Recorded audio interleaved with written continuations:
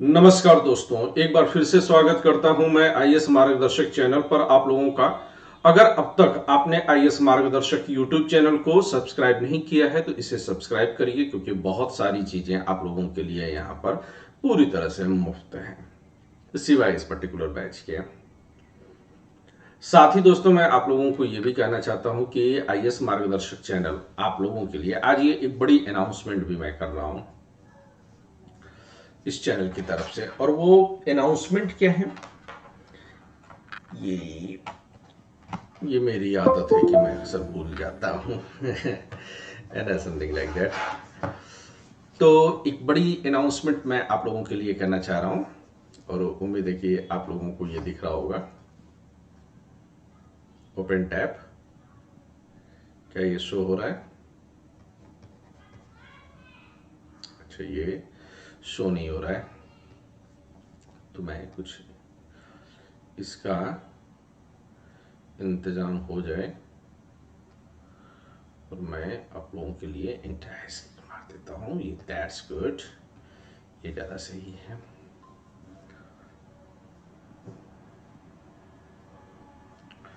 और अब इसे लेते हैं। तो आईएएस मार्गदर्शक चैनल आप लोगों के लिए क्या करना चाह रहा है? आईएएस मार्गदर्शक चैनल पर हम लोग शुरू करने वाले हैं एक बहुत ही शानदार कोर्स, बहुत ही शानदार कोर्स। और इस कोर्स का नाम है एनसीईआरटी बैच।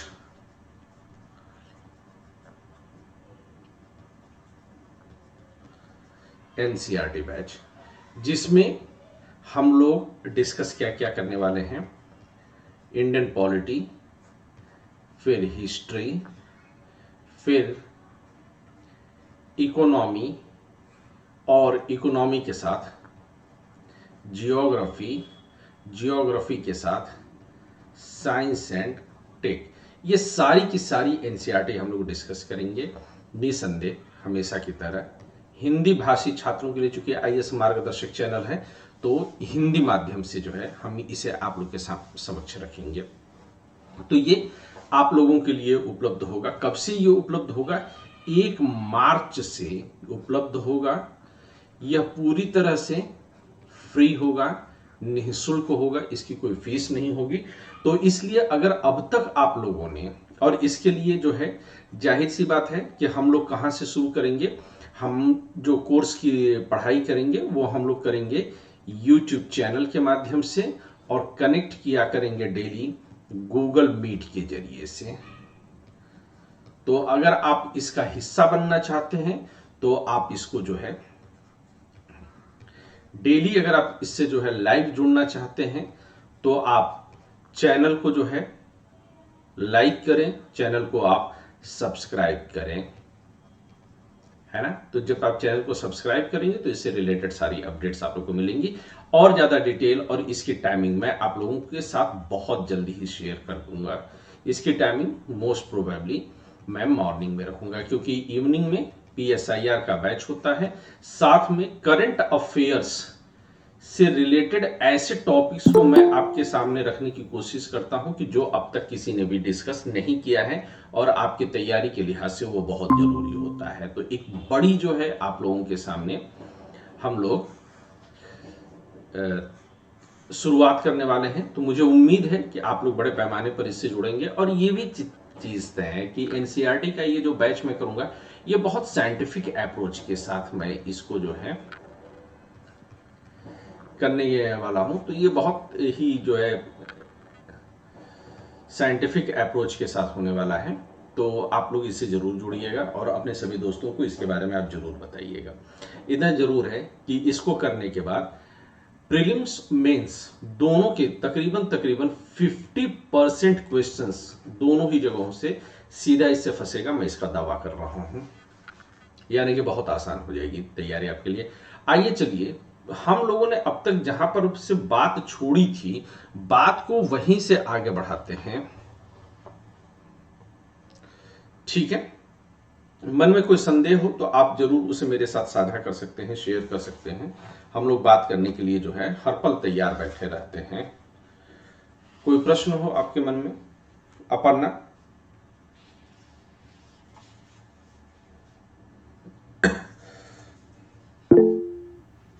ठीक है, तो हम लोग सकारात्मक स्वतंत्रता पर बात करने वाले थे, तो चलिए फटाफट जो है सकारात्मक स्वतंत्रता पर बात शुरू कर देते हैं। हेडिंग बनाइए, सकारात्मक स्वतंत्रता। ये हमारा जो है आज का टॉपिक रहेगा। और सकारात्मक स्वतंत्रता को हम कैसे लिख सकते हैं? Positive liberty. इसको हम क्या लिखेंगे? Positive liberty.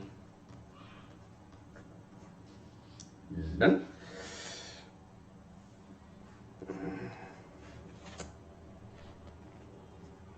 सकारात्मक स्वतंत्रता, ये अवधारणा, इसका आधार क्या है? इसका आधार है कि प्रत्येक व्यक्ति,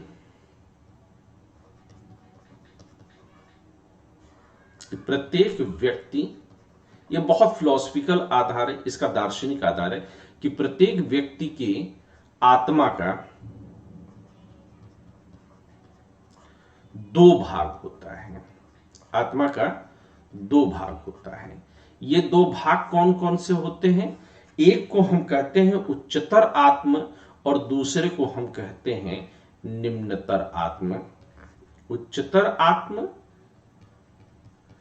और दूसरे को हम कहते हैं निम्नतर आत्म। यह दो तरह की आत्माएं होती हैं।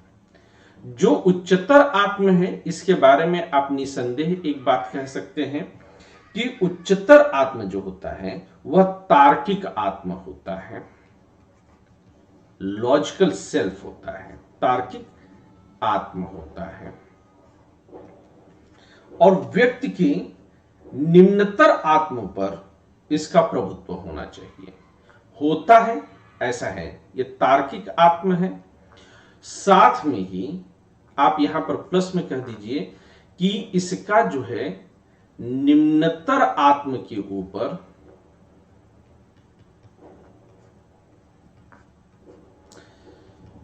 प्रभुत्व या नियंत्रण होना चाहिए। प्रभुत्व या नियंत्रण होना चाहिए, ये बहुत आवश्यक है। इसको जो है आपको दार्शनिक अंदाज में समझना होना चाहिए कि ये तार्किक आत्म है, निम्नतर आत्म पर प्रभुत्व या इसका नियंत्रण होना चाहिए। ऐसा होने पर ही कोई व्यक्ति सकारात्मक स्वतंत्रता के अर्थ में मुक्त हो सकता है। ये यहां पर आप लाइन बढ़ा दीजिएगा कि ऐसा होने पर ही, अगर ये निम्नतर आत्म पर प्रभुत्व या नियंत्रण हुआ, तभी जो है मनुष्य जो है ऐसा होने पर ही कोई व्यक्ति सकारात्मक स्वतंत्रता के अर्थ में मुक्त या स्वतंत्र हो सकता है। इसको आप ऐसे भी समझिए कि बहुत सारे विचारकों ने आत्मा के दो स्तर माने हैं। ये भारतीय दर्शन में भी माना जाता है, मनुष्य के आत्मा के या उसके स्पिरिट के। मैं यहां पर आत्मा के बजाय स्पिरिट शब्द का इस्तेमाल करता हूं। तो ये खुद जो जिस दार्शनिक चिंतन को मैं लेकर के चलता हूं, तो मैं उससे आपको समझाने की कोशिश कर रहा हूं कि ये किसके जरिए है। ये आशीष सर का डेफिनेशन है। आशीष सर ऐसा मानते हैं। आशीष सर कैसे मानते हैं? आशीष सर का यह मानना है कि, आशीष सर यानी मैं ही, कि आप जिस आत्मा के बारे में बात कर रहे हैं, स्पिरिट के बारे में बात कर रहे हैं, तो मैं ये मानता हूं कि प्रत्येक मनुष्य में एक स्पिरिचुअल स्पिरिट होती है और एक एनिमल स्पिरिट होती है। ये दो तरह की स्पिरिट्स होती हैं। स्पिरिचुअल स्पिरिट ऊपर की ओर जाती है और एनिमल स्पिरिट नीचे की ओर जाती है। अब अगर इस डिफरेंस को आपने मान लिया कि स्पिरिचुअल स्पिरिट या आध्यात्मिक स्पिरिट जो है, आध्यात्मिक आत्मा जो है वो ऊपर की ओर जाता है, तो इसमें जो है तमाम आपके तर्क, भक्ति, आस्था, मानवता जैसे गुणों का ये जो है वाहक होता है।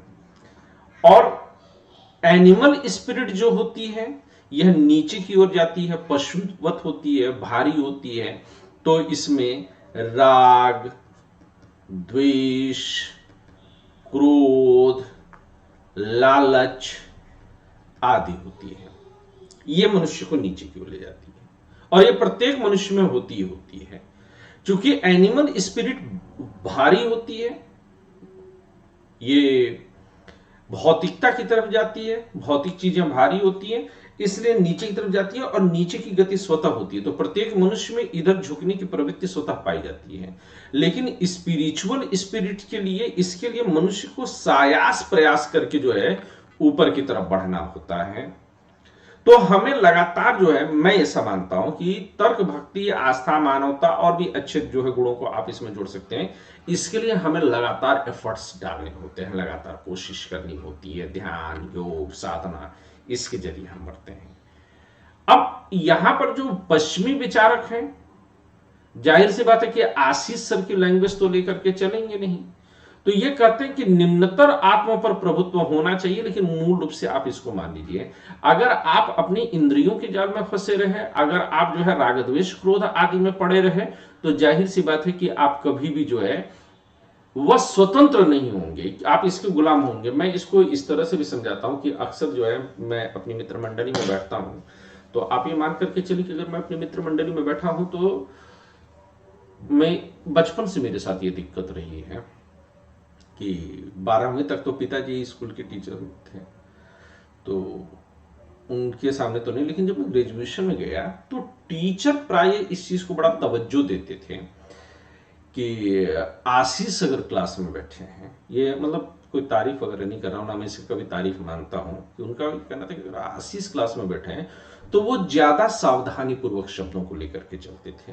और चूंकि मैंने बहुत सारे जो है कोर्सेज कर रखे हैं लाइफ में, तो जहां जहां पर भी इस तरह की चीज आई, हर एक जगह ये दिक्कत रही कि लोग इस चीज को जो है टीचर्स फोकस करते थे कि आशीष क्लास में आज हैं कि नहीं है।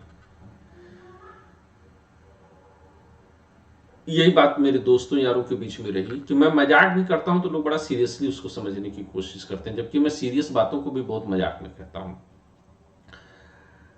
तो अपनी जो है मित्र मंडली में जब कई बार लोग कहते थे कि मैं अपने मन का राजा हूं, तो मैं कहता था कि अच्छा भैया आप एक बात बताइए कि आपको कैसे पता है कि आप अपने मन के राजा हैं? तो वो कहते थे कि हम वो करते हैं जो हमारा मन कहता है, हम वो करते हैं जो हमारा मन करता है। तो मैं ये पूछता हूं कि आपने ये बोला कि आप अपने मन का राजा हैं, कैसे पता चला कि आप अपने मन के राजा हैं? तो जो मन कहता है मैं वो करता हूं, जो मन कहता है मैं करता हूं। तो मेरा अगला प्रश्न है कि जो आपका मन कहेगा और अगर आप वो करेंगे तो मन राजा हुआ और आप, मैं, ये मन का गुलाम हो जाना है, यह मन का गुलाम होना है। सही बात है ना? अब आप मन के राजा कहां हैं? आप तो अपने मन के गुलाम हैं। ये मन का राजा होना कहां से संभव हुआ?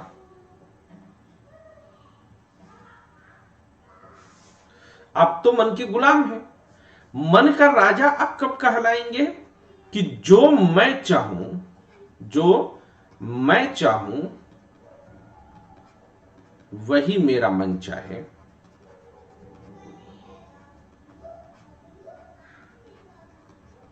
है ना? ये बहुत क्लियर कट एक सिद्धांत है कि मैं मन के नियंत्रण में ना रहूं। तो मैं लोगों से अक्सर पूछता हूं कि आप मन के राजा हैं कि मन का गुलाम हैं? तो जितने लोग अपने आप को मन का राजा कहते हैं वो वस्तुतः मन के गुलाम है। मन का राजा यही जो है एनिमल स्पिरिट है।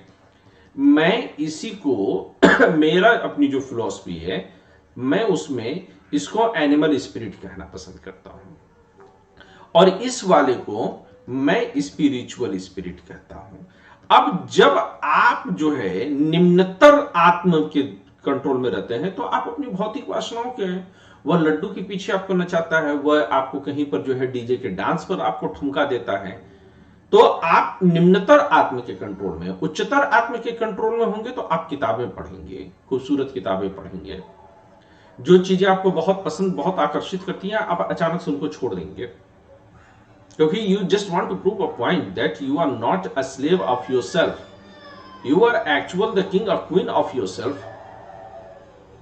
तो ये इसी बात को यहां पर रखने की कोशिश हो रही है कि निम्नतर आत्मा पर प्रभुत्व और नियंत्रण होना चाहिए, और जो निम्नतर आत्मा पर प्रभुत्व या नियंत्रण स्थापित कर ले जाता है वही सकारात्मक स्वतंत्रता के अर्थ में मुक्त हो सकता है।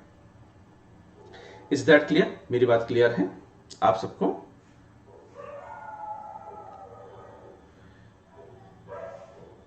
कहीं कोई दिक्कत तो नहीं हुई इस बात को समझने में? तो आगे लिखिए, नहीं हुई तो आगे लिखिए। लिखिए कि व्यक्ति का, अच्छा ये बर्लिन आप जरा लिखिएगा, बर्लिन, इयाजा बर्लिन की हम लोगों ने चर्चा की थी, ये करीबन 1970 के आसपास के हैं। तो इनका लिखना है कि स्वतंत्रता शब्द का सकारात्मक अर्थ बर्लिन के अनुसार, स्वतंत्रता शब्द का सकारात्मक अर्थ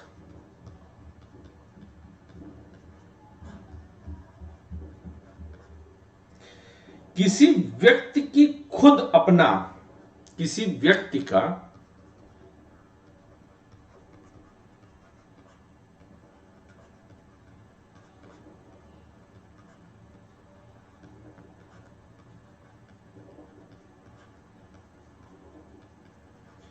स्वामी होने की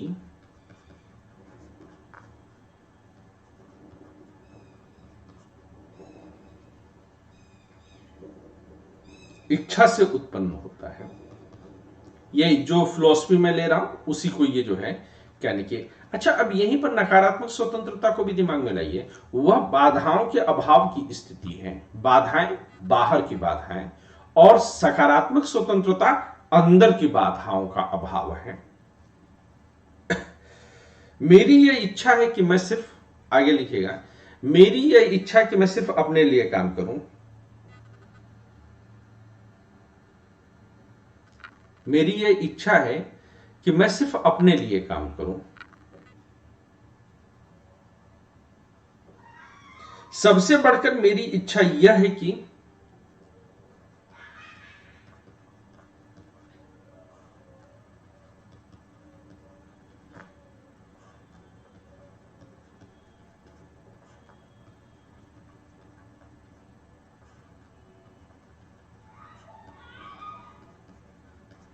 सबसे बढ़कर मेरी इच्छा यह है कि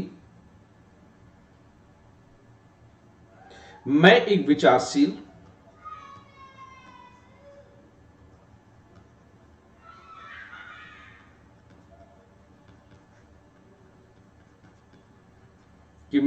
विचारशील, इच्छा रखने वाले,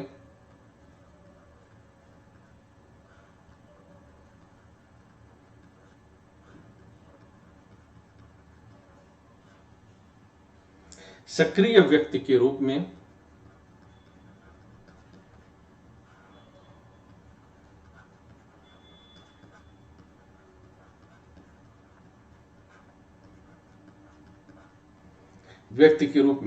अपनी पहचान के प्रति जागरूक रहूं।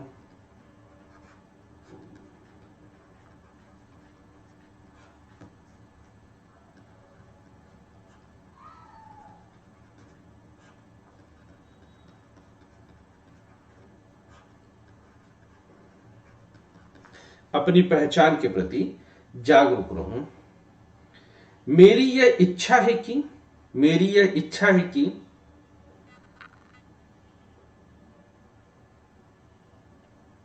मेरी यह इच्छा है कि मैं अपने द्वारा चुने गए विकल्पों के प्रति, मेरी यह इच्छा है कि मैं अपने द्वारा चुने गए विकल्पों के प्रति जवाबदेह रहूं।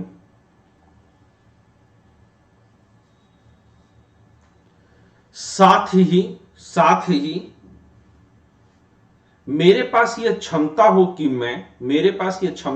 मैं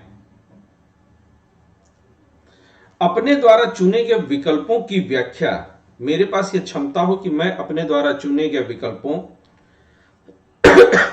की व्याख्या अपने विचारों और लक्ष्यों के आधार पर कर पाऊं।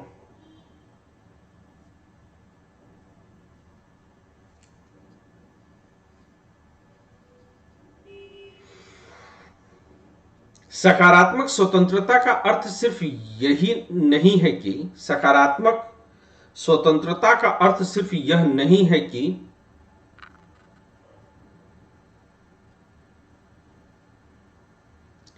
किसी तरह की दखलंदाजी न हो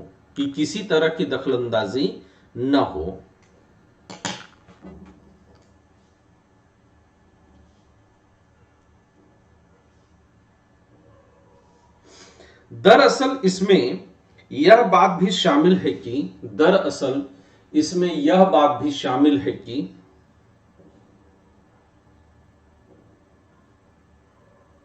व्यक्ति अपना मालिक हो। अच्छा, थोड़ा स्लो, ओके।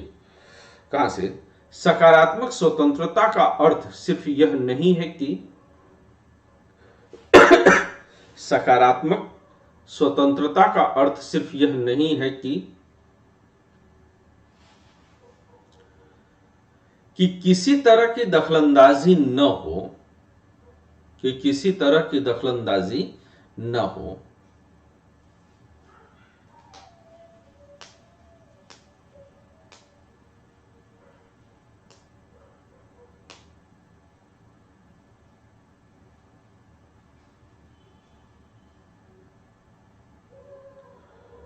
बल्कि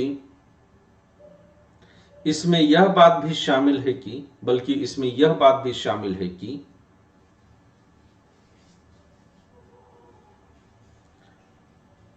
व्यक्ति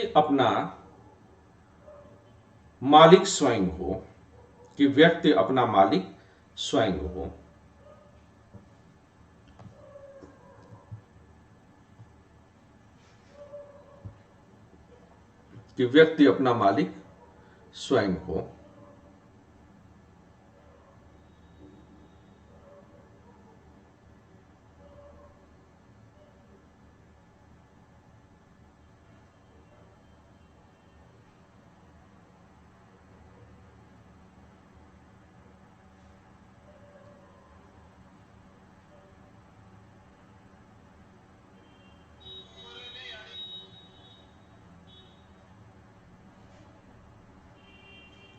पैरा बदल करके लिखिएगा। सकारात्मक स्वतंत्रता काम करने की आजादी है। सकारात्मक स्वतंत्रता काम करने की आजादी है।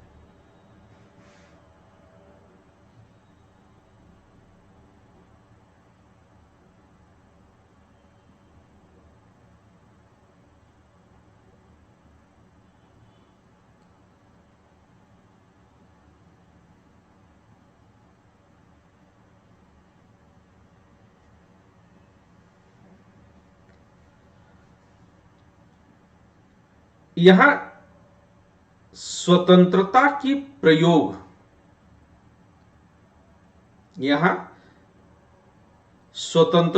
प्रयोग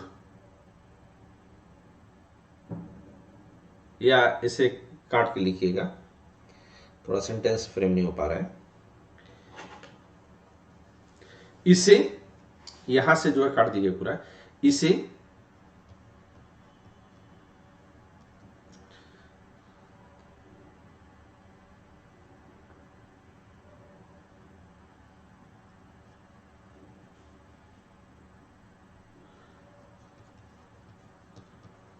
स्वतंत्रता का प्रयोग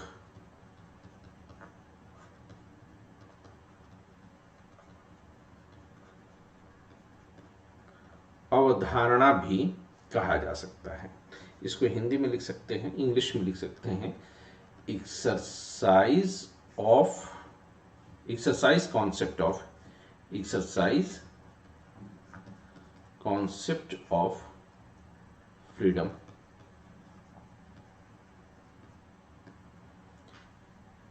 भी कहा जा सकता है।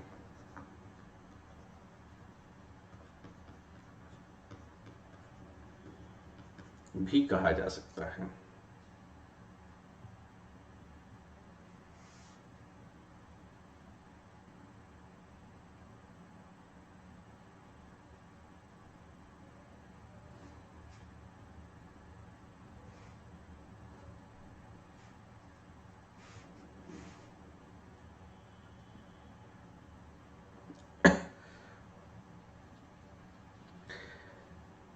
आगे लिखिएगा, सकारात्मक स्वतंत्रता का अर्थ है,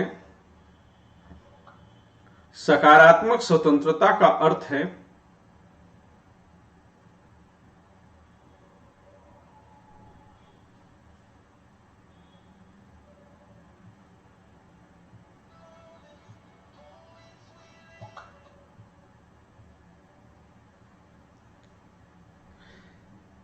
कि व्यक्ति इन अवसरों का प्रयोग करे, कि व्यक्ति इन अवसरों का प्रयोग करे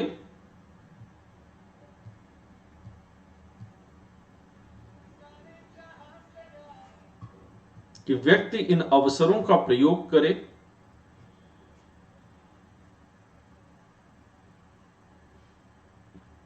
और उनका फायदा उठाए, और उनका फायदा उठाए। जबकि नकारात्मक स्वतंत्रता में, जबकि नकारात्मक स्वतंत्रता में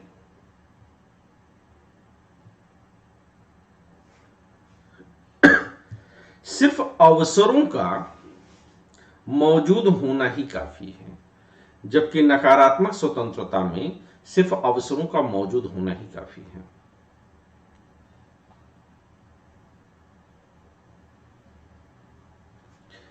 फिर लाइन बदल दीजिएगा, ये दोनों के बीच का अंतर हो गया। अब एक बार फिर से लाइन बदल दीजिएगा, तब आपको और क्लियरिटी आएगी।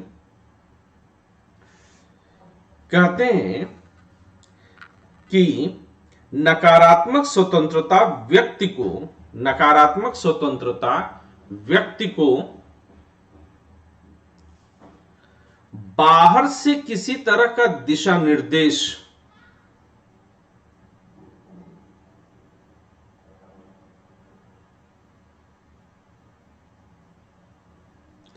बाहर से किसी दिशा निर्देश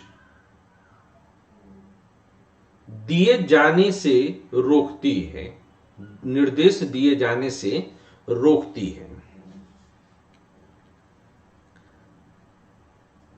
दूसरी ओर सकारात्मक स्वतंत्रता, दूसरी ओर सकारात्मक स्वतंत्रता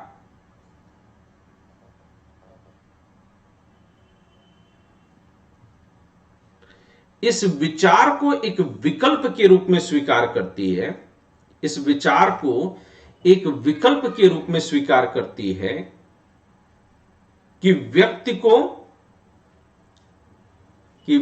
को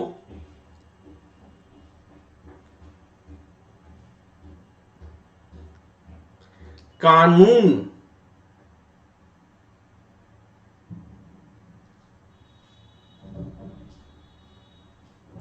या अभिजन, कानून या अभिजन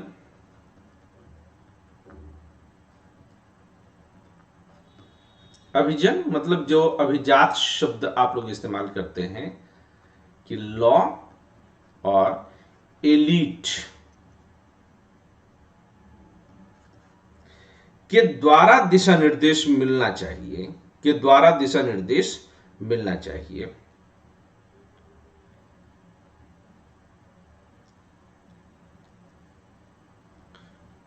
यदि कानून, आगे लिखिएगा, यदि कानून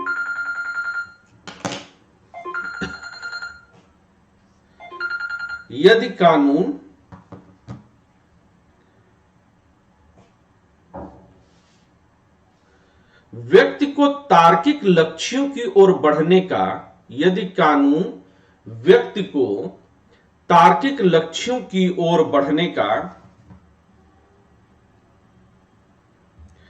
दिशा निर्देश देता है तो की ओर बढ़ने का दिशा निर्देश देता है तो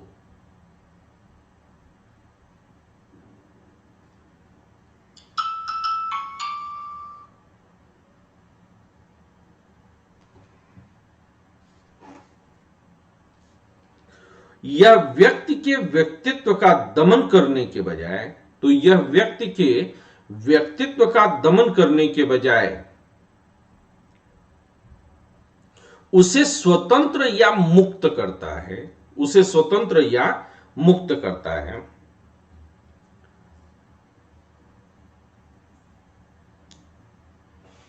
रूसो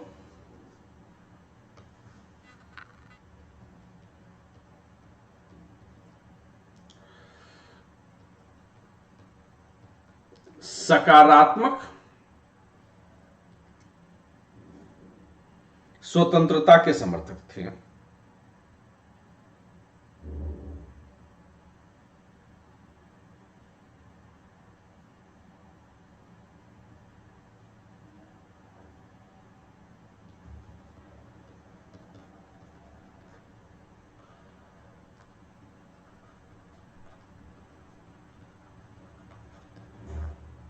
तो एक बड़ा नाम भी आपको मिल जाता है इस फील्ड में।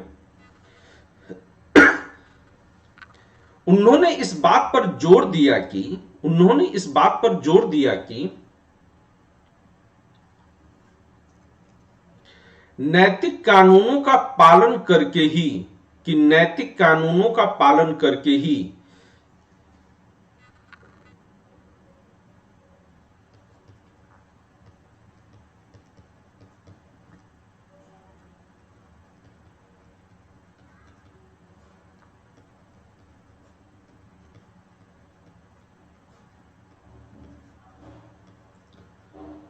सच्ची स्वतंत्रता है।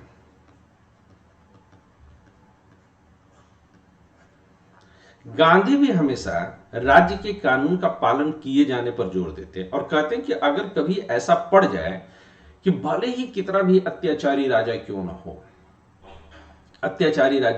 जाए, अगर उसके कानून का उल्लंघन करना भी पड़ जाए तो आप कानून का उल्लंघन निसंदेह करिए, लेकिन आप में इतना आत्मबल होना चाहिए कि उसका दंड भी भुगतने के लिए तैयार रहिए। तो गांधी नैतिक कानून और राज्य के कानून की जो है हमेशा जो है वकालत करते हैं। रूसो यह भी मानते हैं कि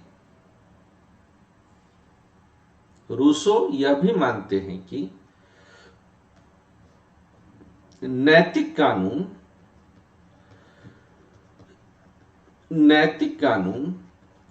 विवेकशील लोगों की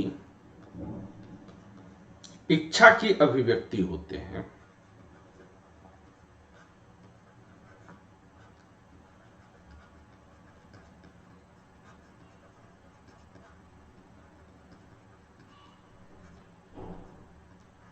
इच्छा की अभिव्यक्ति होते हैं। यहीं पर लिखिएगा नव मार्क्सवादी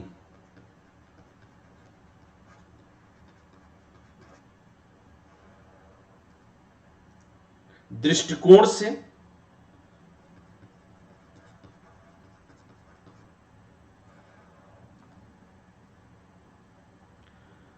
नव मार्क्सवादी दृष्टिकोण से हर्बर्ट मर्क्यूजे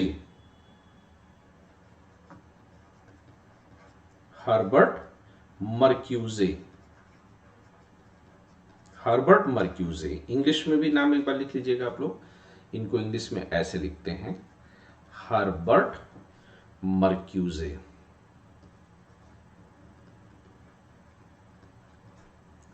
मर्क्यूजे ने भी स्वतंत्रता की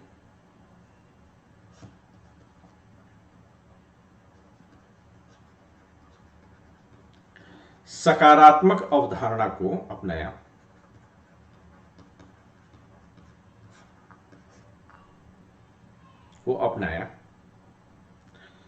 मर्क्यूजे का मानना है कि मर्क्यूजे का मानना है कि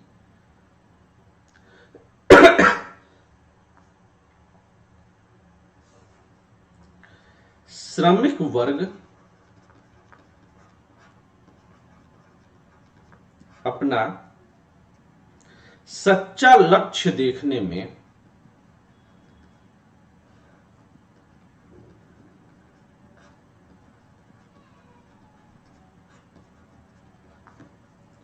असमर्थ होता है। लक्ष्य देखने में असमर्थ होता है। इसलिए इस बात की जरूरत है कि इसलिए इस बात की जरूरत है कि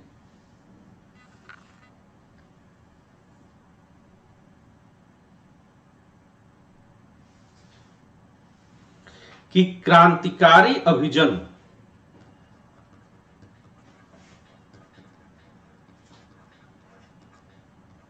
क्रांतिकारी अभिजन उसे मुक्ति की ओर आगे बढ़ने के लिए उसे मुक्ति की ओर आगे बढ़ने के लिए दिशा निर्देश दें।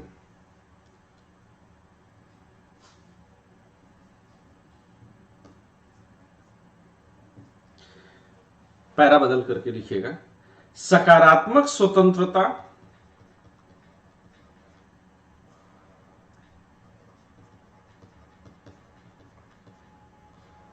सकारात्मक स्वतंत्रता में यह विचार भी शामिल है कि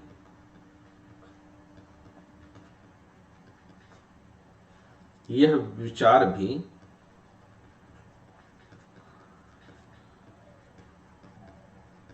शामिल है कि सामान्य जीवन पर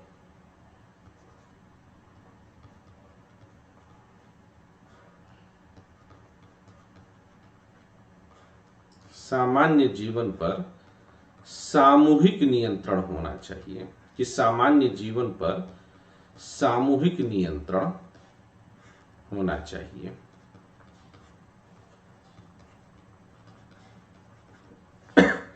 सामान्य जीवन पर सामूहिक नियंत्रण होना चाहिए। उदाहरण के लिए पर्यावरण को प्रदूषण मुक्त रखने के लिए पर्यावरण को प्रदूषण मुक्त रखने के लिए सामूहिक प्रयत्न की आवश्यकता होती है। सामूहिक प्रयत्न की आवश्यकता होती है।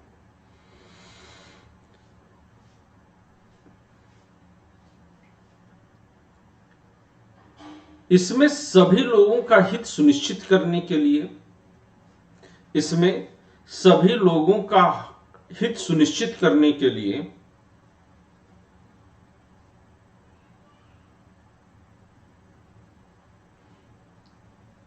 संभव है कि कभी कुछ हल्का बल प्रयोग संभव है कि कभी कुछ हल्का बल प्रयोग भी करना पड़े।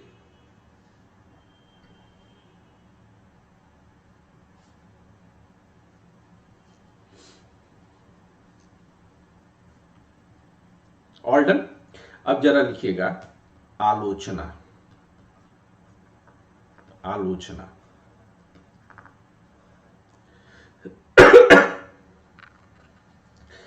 बर्लिन सहित बहुत से विचारकों ने यह विचार व्यक्त किया है कि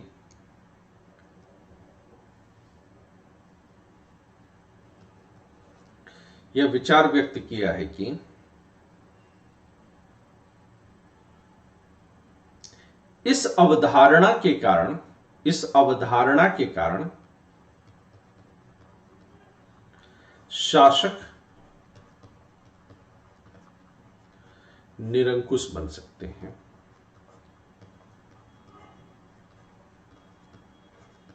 कि शासक निरंकुश बन सकते हैं।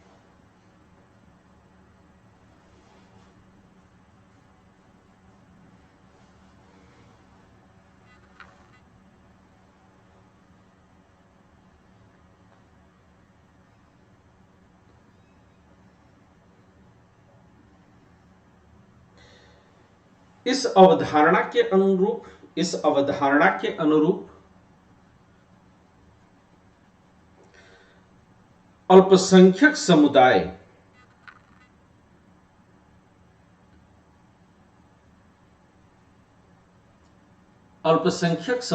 पर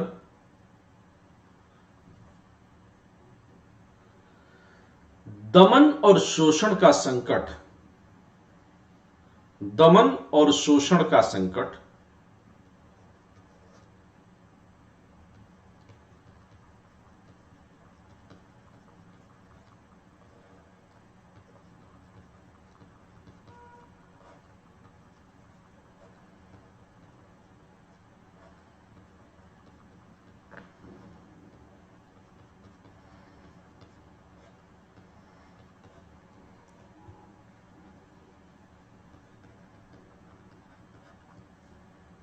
प्राय बना रह सकता है शब्द लिख करके आप संभावना तक की बात कर रहे हैं, इसलिए आप सुरक्षित हैं।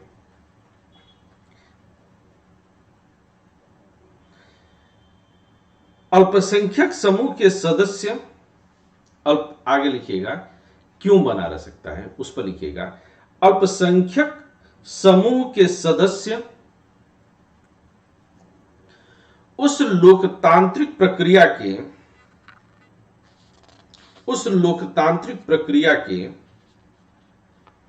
भागीदार होते हैं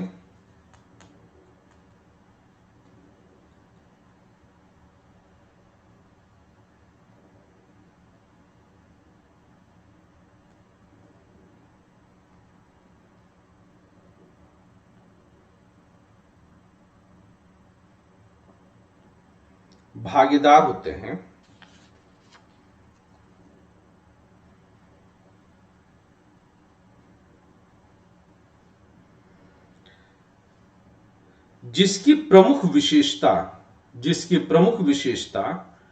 बहुमत का शासन है।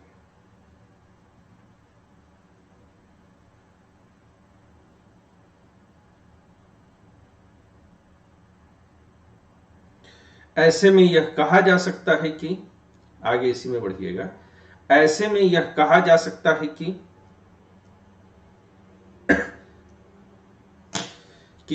एक लोकतांत्रिक शासन वाले देश के नागरिक होने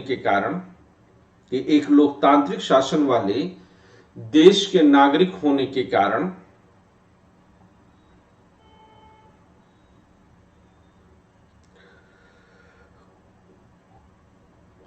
ये स्वतंत्र हैं, नागरिक होने के कारण ये स्वतंत्र हैं। लेकिन इसके बावजूद यह समूह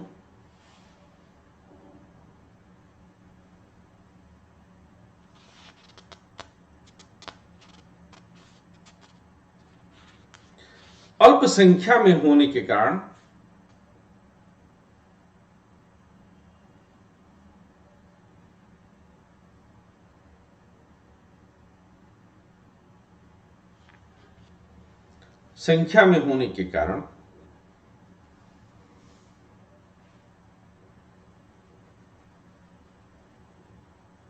दमन का शिकार हो सकता है और ऐसी स्थिति में इसे स्वतंत्र नहीं माना जा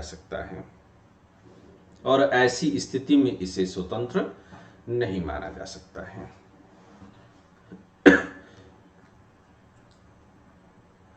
अब एक नई हेडिंग बनाइएगा, जेएस मिल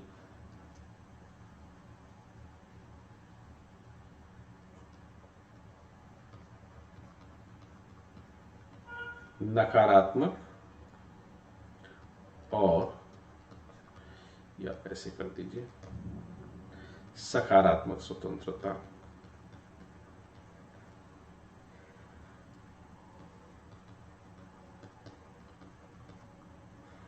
ये इंपॉर्टेंट है।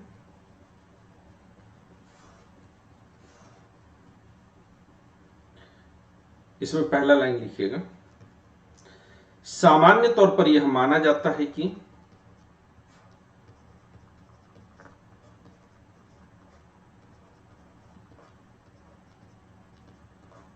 सामान्य तौर पर यह माना जाता है कि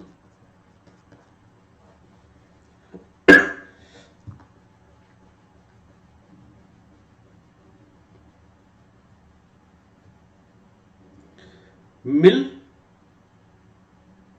स्वतंत्रता की मिल स्वतंत्रता की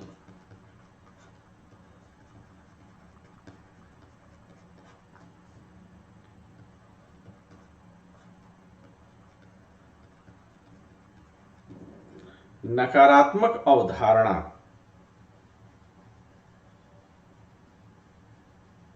के समर्थक हैं।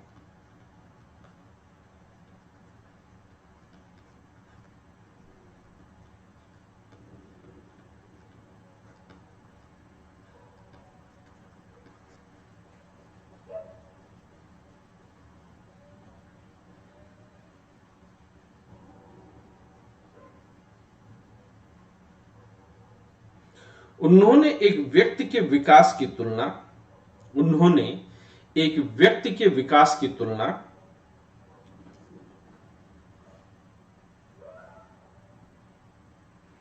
एक पौधे के विकास से की है। एक पौधे के विकास से की है।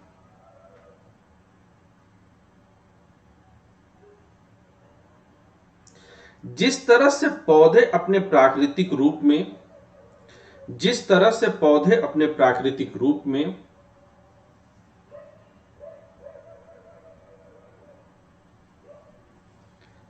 स्वतंत्रता के साथ विकास करते हैं स्वतंत्रता के साथ विकास करते हैं,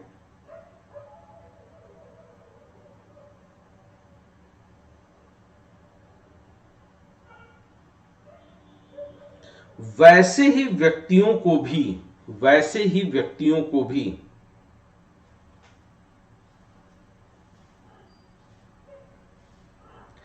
अपनी क्षमताओं का स्वाभाविक रूप से विकास करने का वैसे ही व्यक्तियों को भी अपनी क्षमताओं का स्वाभाविक रूप से विकास करने का अवसर मिलना चाहिए।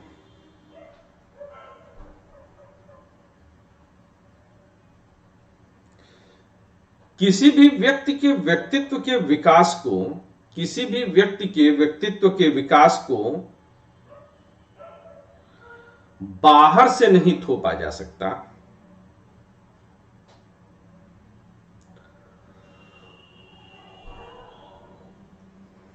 बाहर से नहीं थोपा जा सकता। अभी जब कहते हैं कि बाहर से नहीं थोपा जा सकता, तो जब बाहरी दबाव का अभाव है तो जाहिर सी बात है कि नकारात्मकता है। व्यक्ति का विकास आंतरिक रूप से होना चाहिए। व्यक्ति का विकास आंतरिक रूप से होना चाहिए। मैं थोड़ा एक पानी लेकर के आता हूं, वेट करिएगा आप लोग, हैं जस्ट अ मिनट।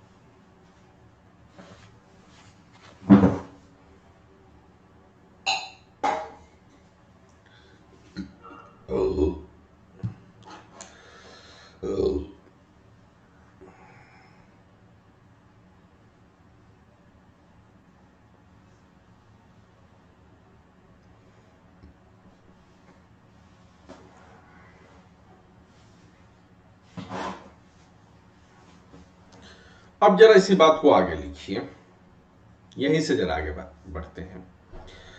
परंतु परंतु बहुत से आलोचकों का यह भी मानना है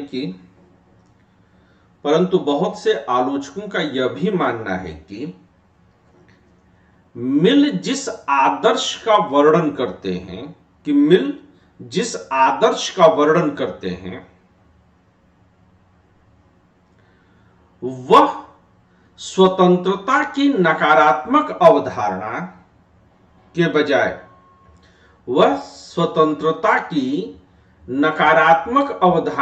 बजाय सकारात्मक अवधारणा की तरह लगता है। नकारात्मक अवधारणा की बजाय सकारात्मक अवधारणा की तरह लगता है।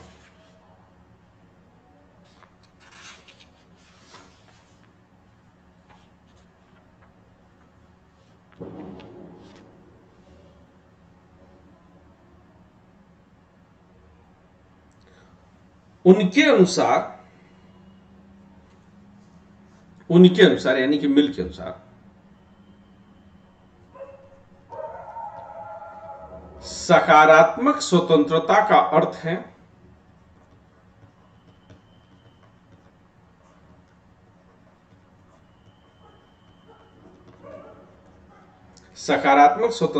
अर्थ है व्यक्ति का वास्तविक विकास।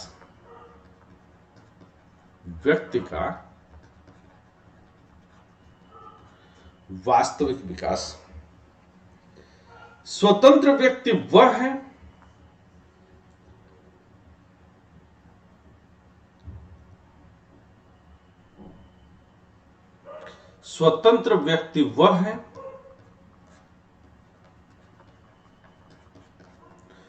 जो अपनी इच्छाओं और हितों का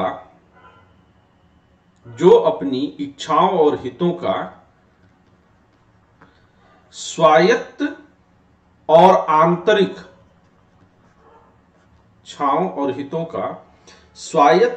आंतरिक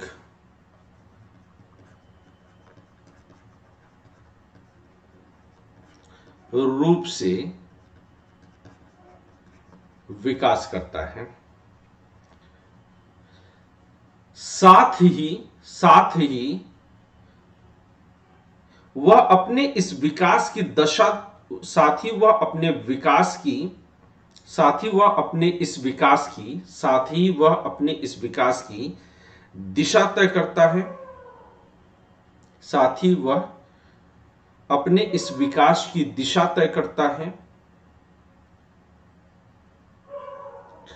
और अपनी इच्छा से इसमें बदलाव भी करता है।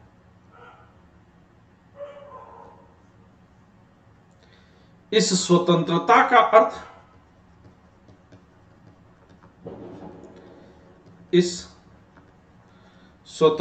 का अर्थ सिर्फ बाधाओं का अभाव ही नहीं है,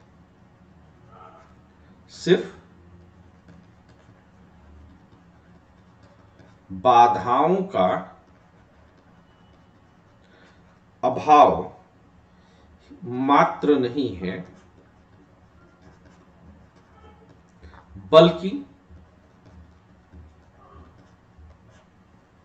यह आत्मज्ञान है। अब जैसे ही मिल इस वाले पॉइंट को कहते हैं, तो मिल जब आत्मज्ञान पर आ जाते हैं तो सकारात्मकता की तरफ आ जाते हैं। पैरा बदल करके लिखिएगा कि मिल इस बात पर जोर देते हैं कि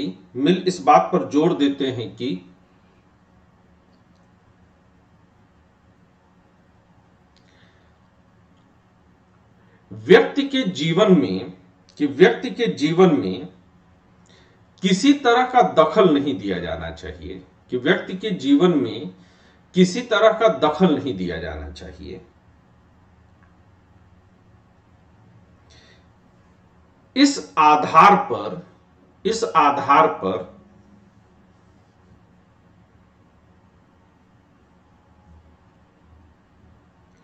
मिल को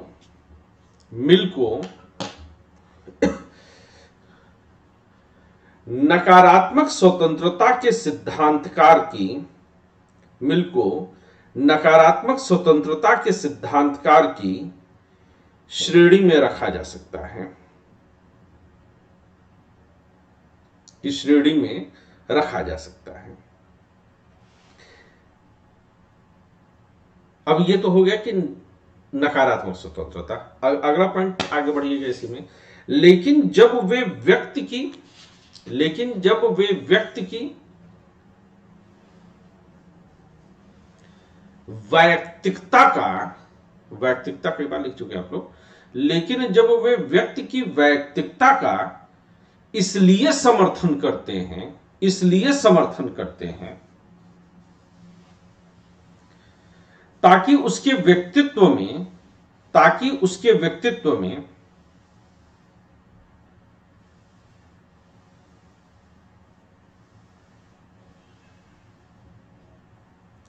कुछ खास तरह के गुणों या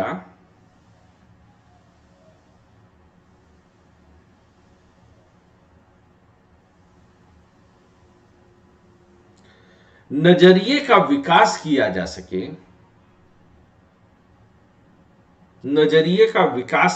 सके, तो मिल सकारात्मक स्वतंत्रता के सिद्धांतकार भी बन जाते हैं, सकारात्मक स्वतंत्रता के सिद्धांतकार भी बन जाते हैं।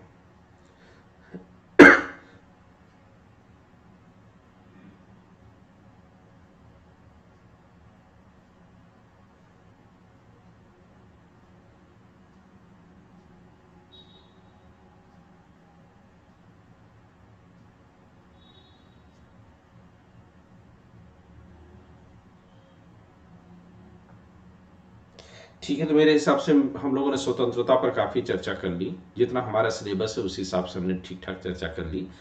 अब जरा इंटरकनेक्शन स्थापित करने की कोशिश करते हैं।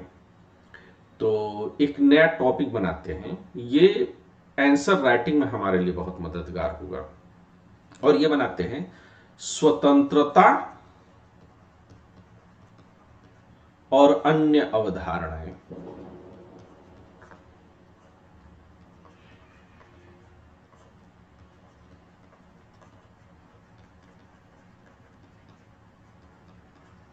स्वतंत्रता और अन्य अवधारणाएं, इसमें सबसे पहले हम लोग लिखेंगे स्वतंत्रता और समानता।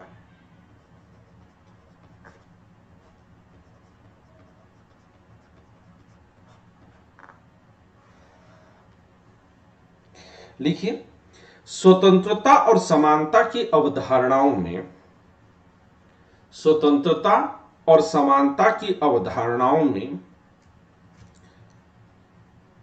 कई बार टकराव हो सकता है,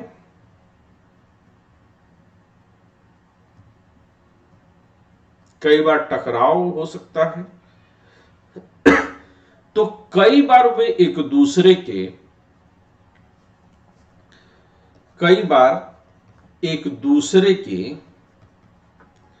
पूरक भी नजर आ सकते हैं,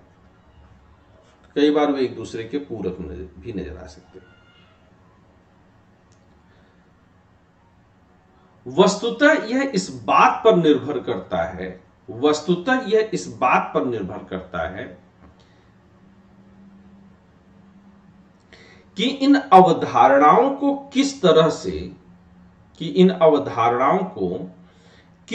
से परिभाषित किया जाता है।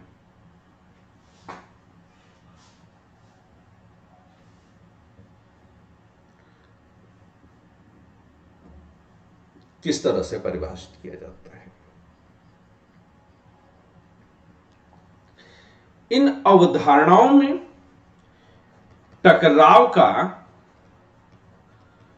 सबसे बड़ा कारण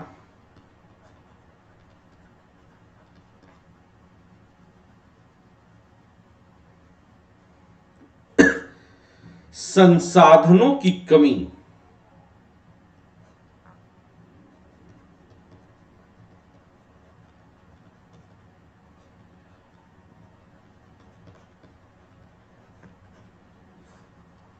और इनके वितरण की प्रकृति है, और इनके वितरण की प्रकृति है। कई बार समानता पाने के लिए स्वतंत्रताएं बाधित भी हो सकती हैं, और कई बार स्वतंत्रता को जो है सुनिश्चित करने के लिए समानता का भी त्याग होता है। वस्तुतः स्वतंत्रता और समानता के बीच में, जैसे आरक्षण और नौकरियों में सबको एक बराबर अवसर, यह दोनों पाने के लिए आपस में टकराव की कहानी हम लोग अक्सर सुनते हैं। तो और ये हम सामान्य जीवन में महसूस करेंगे कि ये लगातार जो है संतुलन बैठाए रखने की कोशिश की जाती है।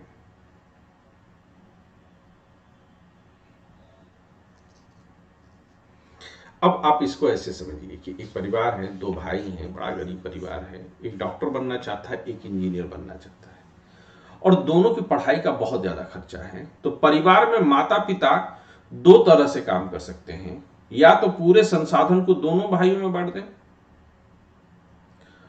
या फिर वो दोनों में से किसी एक को अपनी पढ़ाई के लिए पूरा संसाधन दे दें। अगर दोनों को जो है वो बराबर मात्रा में बांट दे तो शायद दोनों ही अपने सपने को पूरा ना कर सके, या फिर एक के सपने को मार करके दूसरे के सपने को पूरा किया जाए। ये अक्सर हम लोग देखते हैं घरों में होता है। और चाहे दोनों ही स्थिति में अगर कहें तो कभी स्वतंत्रता तो कभी समानता का हनन अवश्य होगा। आगे जरा लिखिएगा, स्वतंत्रता और समानता में टकराव तब होता है, स्वतंत्रता और समानता में टकराव तब होता है जब समानता को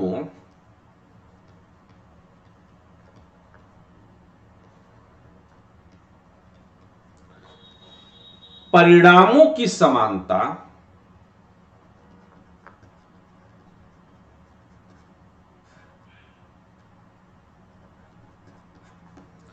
परिणामों की समानता, इक्वालिटी ऑफ आउटकम, इसको आप बोल सकते हैं, इक्वालिटी ऑफ आउटकम के रूप में समझा जाता है, के रूप में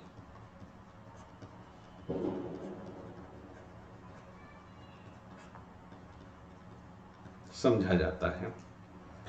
और स्वतंत्रता को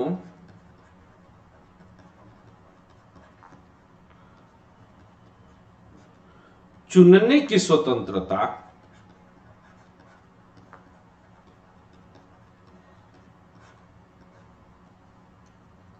फ्रीडम ऑफ चॉइस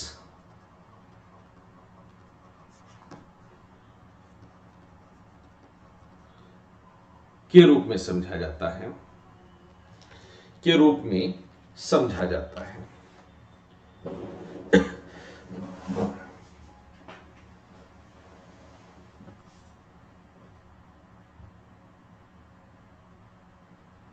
क्लियर?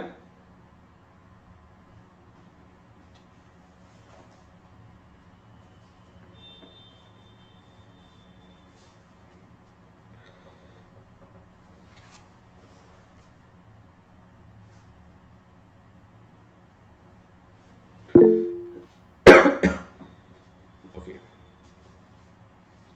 जरा आगे लिखिएगा, परिणामों की समानता लाने के लिए, परिणामों की समानता लाने के लिए समानता के विचार को, परिणामों की समानता लाने के लिए समानता के विचार को एक साधन के रूप में इस्तेमाल किया जाता है, एक साधन के रूप में इस्तेमाल किया जाता है।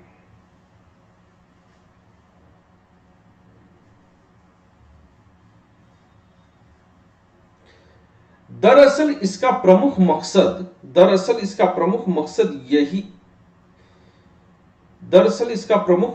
ही यह होता है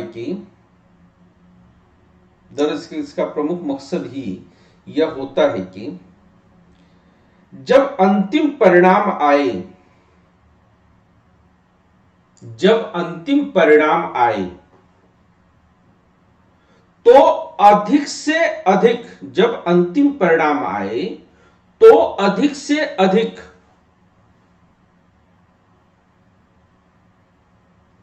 समानता कायम हो।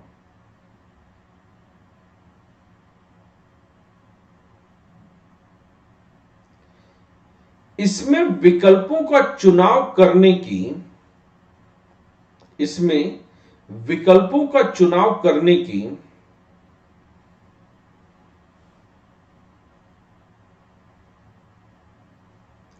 लोगों की स्वतंत्रता में कटौती होती है।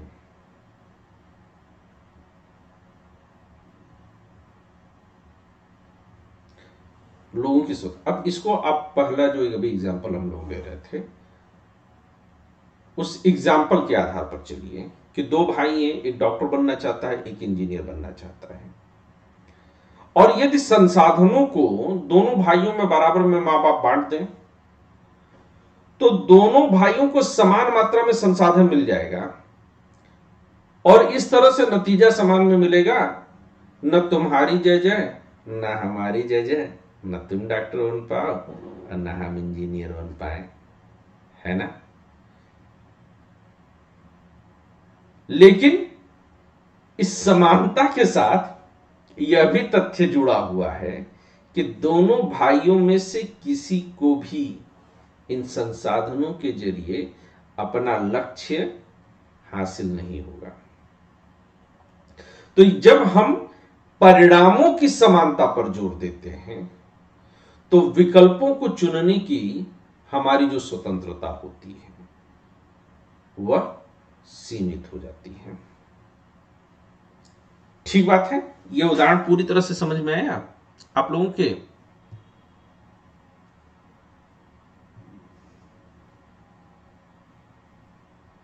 कंफ्यूजन तो नहीं हुआ कोई? चलो दोनों ने ही बात कही, अब आगे बढ़ते हैं। तब पैरा चेंज करके लिखिएगा।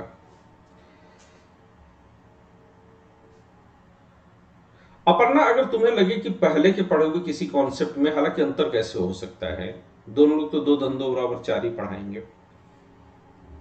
पर तुम्हें कहीं कोई दिक्कत तो नहीं होती ना पहले से पढ़े हुए टॉपिक में और अब के टॉपिक में?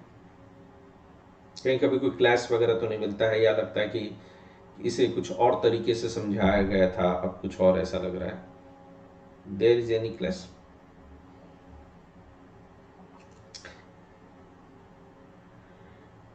एडिशन होता है तो मतलब मैं मान करके चलूं कि अब जो हम लोग चर्चा कर रहे हैं वो ज्यादा विस्तार से हो रहा है।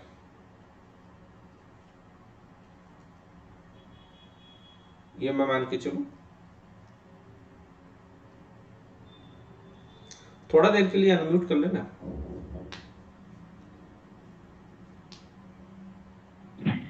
Yes sir. तो आंसर राइटिंग में अब ये लगता है कि ज्यादा सहायता मिल रही है। कोशिश Yes, करिए sir. आंसर राइटिंग अभी भी। सर अभी तो सर पीएसआईआर का तो नहीं हो पा रहा है। पीएसआईआर का नहीं लिख रही है ना? No sir. पर जितना पहले पेपर वगैरह देखा उससे अब ये लगने लगता है कि नहीं, अब ज्यादा बेहतर आंसर लिखा जा सकता है। कुछ पॉइंट्स मिस कर रहे थे तो अब वो ग्रिप में आ रहे हैं। Yes sir. मैं ये टॉपिक आज खत्म कर दूंगा, तो Yes, sir. कल मैं सिर्फ क्वेश्चन दे दूंगा। कल मैं क्लास नहीं लूंगा, अब मैं क्लास लूंगा परसों। ठीक है, तो मैं देखूंगा जैसे और भी है, श्वेता है, एनी है, और भी है। पुनीत का मुझे नहीं पता कि अभी उसकी स्थिति क्या, वो लिख रहा है कि नहीं लिख रहा है, आंसर राइटिंग वगैरह कर रहा है कि नहीं कर रहा है। तो बाकी जितने भी स्टूडेंट्स हैं, तो मेरी कोशिश ये होगी कि कल जो है तुम लोग टाइम लो, कल से लेकर के परसों तक के बीच में, कि आंसर राइटिंग कुछ करने की कोशिश करो। परसों मैं नया टॉपिक शुरू करने के बजाय मैं एक दो जो है मॉडल आंसर ही लिखूंगा, क्वेश्चन उठाऊंगा और तुरंत के तुरंत मॉडल आंसर लिखने की कोशिश करूंगा। सही रहेगा? Yes sir. सर लेकिन सर क्लास अगर डेली नहीं हो तो कंप्लीट कैसे होगा सर फिर? क्लास धीरे धीरे टाइमिंग में बढ़ाऊंगा। एक्चुअली में मैं वेट कर रहा हूँ उन स्टूडेंट्स का जो कि किसी न किसी वजह से जो है क्लासेस में बहुत डिलेड हो गए हैं। मतलब कि जैसे पुनीत का ही ले लें तो पुनीत का जो कुछ प्रॉब्लम है, पर्सनल प्रॉब्लम्स हैं, और वो कोरोना की वजह से बहुत सारे बच्चे परेशान हुए हैं।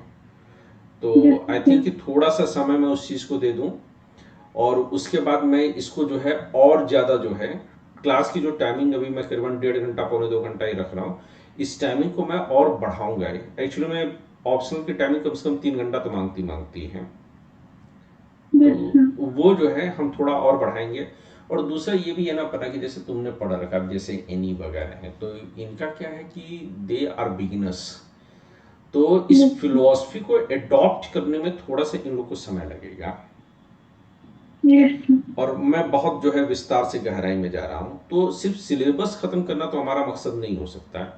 और क्लासेस डेली रहेंगी, क्लासेस वीक में एटलीस्ट 6 डेज तो जो है मैं देने की कोशिश पूरी करूंगा। बीच में मेरी हेल्थ काफी डाउन हो गई थी अदरवाइज अब तक 2-3 तो कॉन्सेप्ट, और मुझे लगता है कि स्वतंत्रता समाप्त हो जाती, समानता और अधिकार भी अब तक हमें खत्म कर लेना चाहिए था इस बीच में।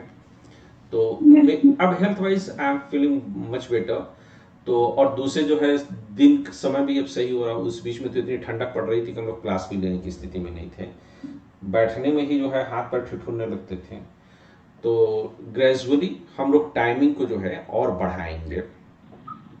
अच्छा, एक चीज और जानना चाह रहा हूँ कि जो मैं ये डिक्टेट कर रहा हूँ, चूंकि नोट्स एक जगह ऐसे मिलेंगे नहीं, तो इस डिक्टेशन को एडॉप्ट करने में तो कोई दिक्कत नहीं होती है ना? नोट्स ऐसे दोबारा पढ़ते कभी कभी हो जाती है सर। दोबारा पढ़ने में क्या होती है? क्योंकि सर डायरेक्ट लिखते जाते हैं तो थोड़ा समझने नहीं पाते हैं कभी कभी। अच्छा, यस सर।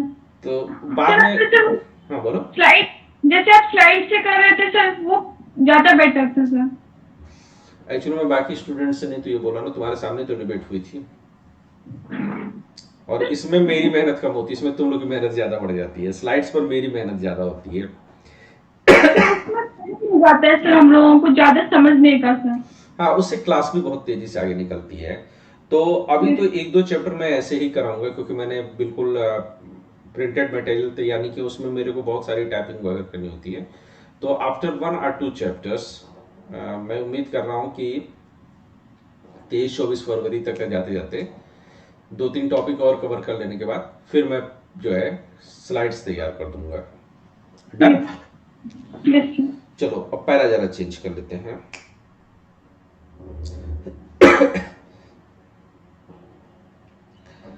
जब स्वतंत्रता या समानता में से किसी को भी, जब स्वतंत्रता या समानता में से किसी को भी निष्पक्षता के बराबर माना जाता है, निष्पक्षता, निष्पक्षता को अपने लोग क्या लिख सकते हैं? फेयरनेस के बराबर माना जाता है, तब भी इन दोनों अवधारणाओं में टकराव होता है, तब भी इन दोनों अवधारणाओं में टकराव होता है। किसी भी स्थिति को निष्पक्ष मानने संबंधी निर्णय किसी भी स्थिति को निष्पक्ष मानने संबंधी निर्णय बहुत ही व्यक्तिपरक होता है। कहने का मतलब है कि ऐसे निर्णय, किस चीज को हम निष्पक्ष मानेंगे, यह बहुत सब्जेक्टिव होता है। यदि कोई व्यक्ति मनमाने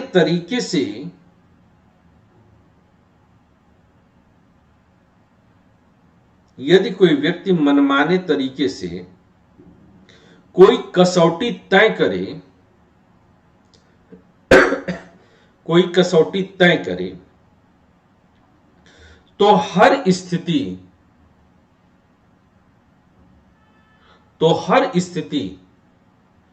निष्पक्ष और अन्यायपूर्ण दोनों ही हो सकती हैं। अब इसको ऐसे समझिएगा कि जैसे ऊपर हम लोग जो है, पहले जो है हम लोगों ने, आप लोगों ने ऊपर जो लिखा है, या पहले जो हम लोगों ने तर्क लिया है कि माँ बाप हैं, दो भाई हैं, गरीब हैं, एक डॉक्टर बनना चाहता है, एक इंजीनियर बनना चाहता है। तो अब इस स्थिति में क्या होगा,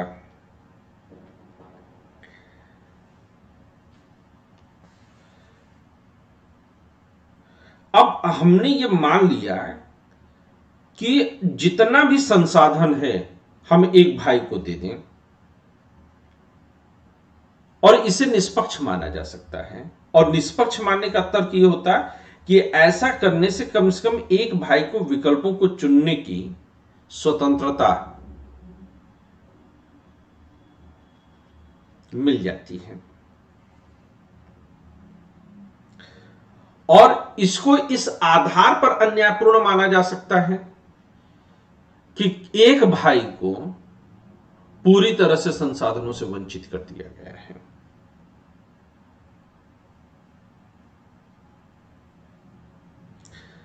अब चलिए दूसरी तरह से भी लेते हैं कि दोनों भाइयों के बीच में हमने जो है संसाधनों को पूरी तरह से वितरित कर दिया, तो निष्पक्ष मान सकते हैं, क्योंकि किसी भी भाई को जो है संसाधन के हिस्से से जो है वंचित नहीं किया गया है। लेकिन इसे अन्यायपूर्ण तब भी मान सकते हैं क्योंकि किसी भी भाई को उसका पसंद का विकल्प चुनने नहीं दिया गया। और स्वतंत्रता का मतलब ही है पसंद का विकल्प चुनना। ये हम लोग शुरू से बात करते चले आए हैं। जरा पैरा बदलिए, ये क्लियर होगा ये पॉइंट मेरे हिसाब से।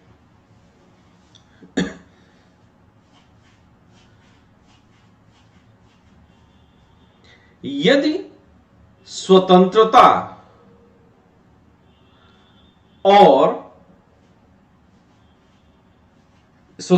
या समानता में से, पहला चेंज करके, यदि स्वतंत्रता या समानता में से किसी एक की कीमत पर दूसरे को वरीयता दी जाती है,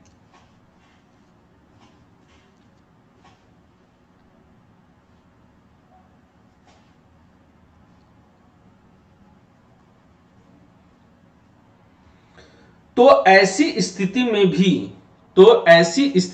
भी समानता और स्वतंत्रता में टकराव हो सकता है।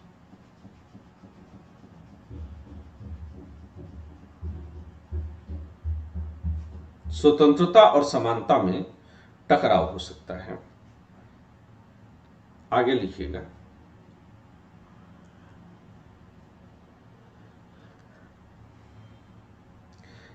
ऐसी स्थिति में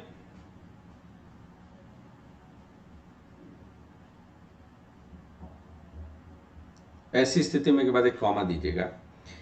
किस सीमा तक स्वतंत्रता प्राप्त की गई है, किस सीमा तक स्वतंत्रता प्राप्त की गई है, यह जानने के लिए इस बात पर ध्यान देना होगा,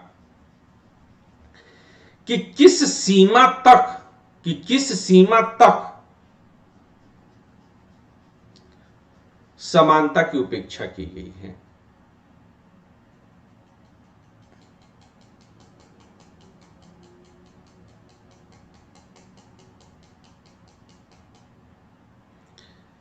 इसी तरह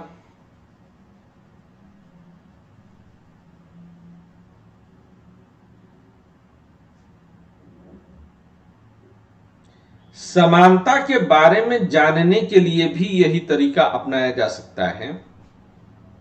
इसी तरह समानता के बारे में जानने के लिए भी यही तरीका अपनाया जा सकता है। इसी तरह समानता के बारे में जानने के लिए भी यही तरीका अपनाया जा सकता है। चलिए इसको फिर उस एग्जाम्पल के लेते हैं। दोनों भाइयों के बीच में फिर संसाधन बांटते हैं। कि अब यहां पर क्या कहेंगे कि दोनों भाइयों में से किसी भी भाई को अपने पसंद के कैरियर को बनाने की क्षमता इस बात पर निर्भर करेगी कि दूसरे भाई के संसाधनों के समान हिस्से का कितना भाग उसको दिया जा रहा है। 200 रुपए लगना है, 200 रुपए है। एक भाई को जो है डॉक्टर बनने के लिए, एक भाई को इंजीनियर बनने के लिए कम से कम 200 रुपए लगना है। और घर में 200 है,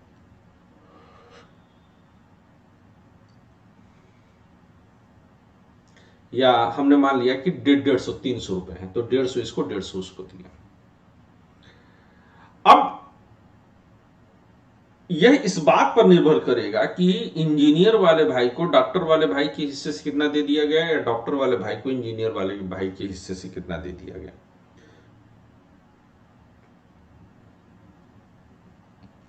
मतलब कि कैरियर चुनने की स्वतंत्रता को अगर प्रभावी रूप से प्राप्त करना है तो संसाधनों की समानता की उपेक्षा करनी पड़ेगी, समानता के सिद्धांत को हटाना पड़ेगा। दोनों भाइयों में संसाधनों का समान बंटवारा कर देने से वास्तव में दोनों की स्वतंत्रता का उल्लंघन होता है, क्योंकि अपनी पसंद का कैरियर चुनने की दोनों की जो स्वतंत्रता है वह सीमित हो जाती है।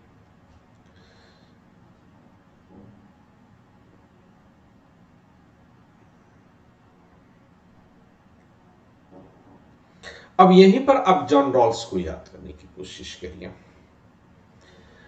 जॉन रॉल्स जब अपनी बुक लिखते हैं अ theory of justice, a theory of justice में वह जो है वेल ऑफ इग्नोरेंस, अज्ञानता के पर्दा की चर्चा करते हैं, और इसके जरिए वह स्वतंत्रता और समानता के बीच में तालमेल बैठाने की कोशिश करते हैं। और जॉन रॉल्स की कोशिश यह होती है कि स्वतंत्रता के आदर्श और समानता के कल्याणकारी और वितरणवादी आदर्श दोनों को जो है एक साथ कायम रखा जाए। तो जरा इसी बात को लिखिए कि सामाजिक समझौता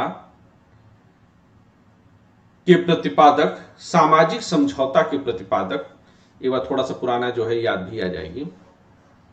सामाजिक समझौता के प्रतिपादक जॉन रॉल्स।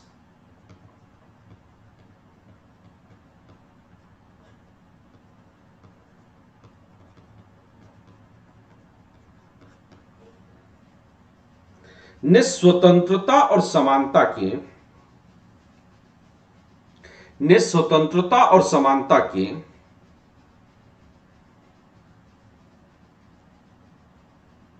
मध्य सामंजस्य स्थापित करने का प्रयास किया, कि मध्य सामंजस्य स्थापित करने का प्रयास किया।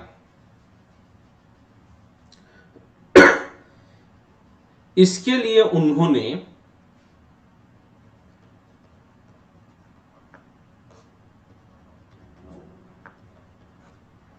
अज्ञान का पर्दा, well of ignorance,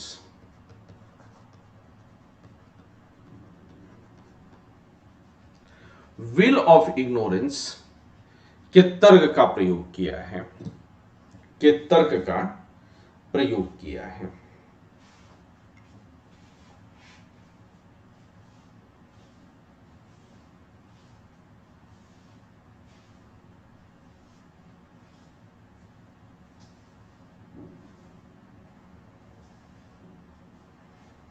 will of ignorance के तर्क का प्रयोग किया है। इसके पीछे उनका मुख्य मकसद यह है कि इसके पीछे उनका मुख्य मकसद यह है कि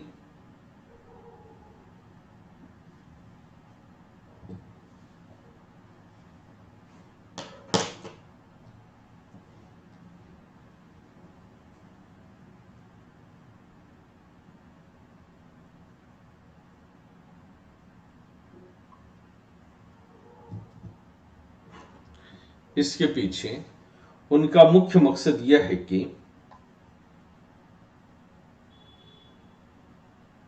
स्वतंत्रता के आदर्श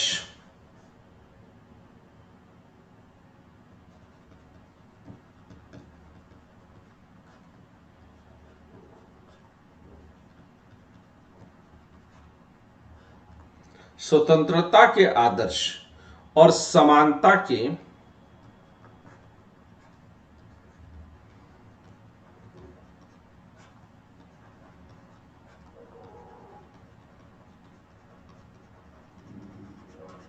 कल्याणकारी और वितरणवादी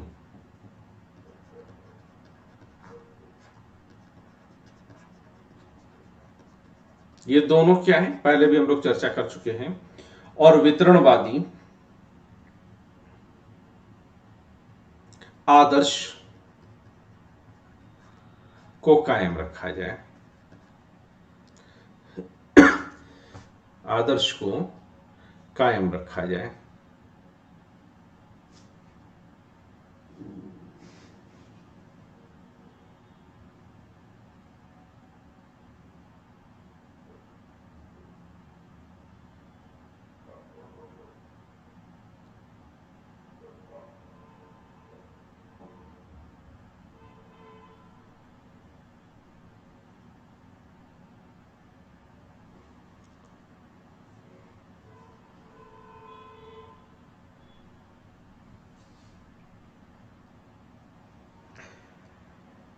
पैरा बदल करके लिखिएगा। रॉल्स ने अपनी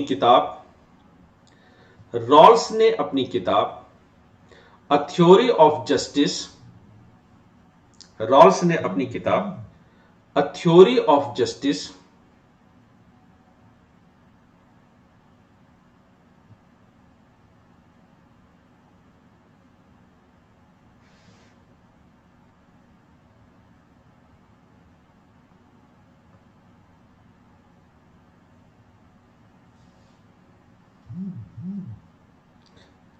में बुनियादी स्वतंत्रताओं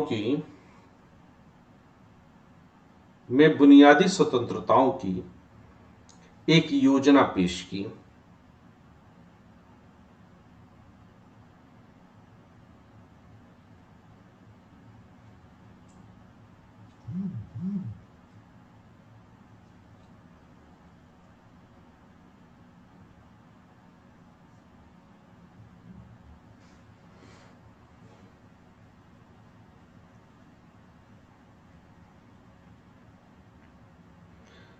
बुनियादी स्वतंत्रताएं वे स्वतंत्रताएं हैं,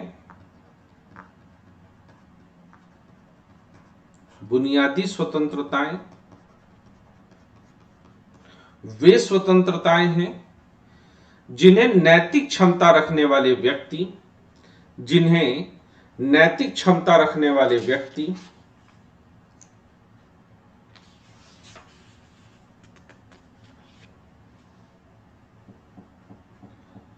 मूल स्थिति, हम लोग चर्चा कर चुके हैं इस बारे में, जॉन रॉस पर हम लोगों ने गंभीर चर्चा कर रखी है। मूल स्थिति यानी कि ओरिजिनल पोजीशन में अपने लिए चुनते हैं।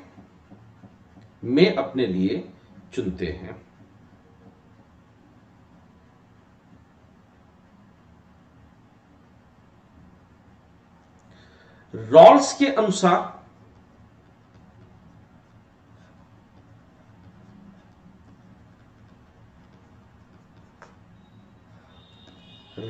अनुसार बुनियादी स्वतंत्रताओं में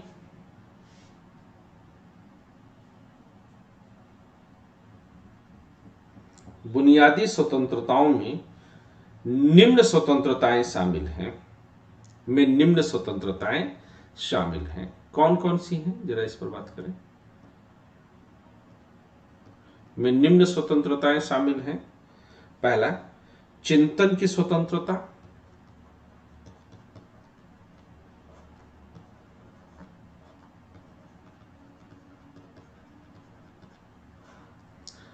और अंतःकरण की स्वतंत्रता,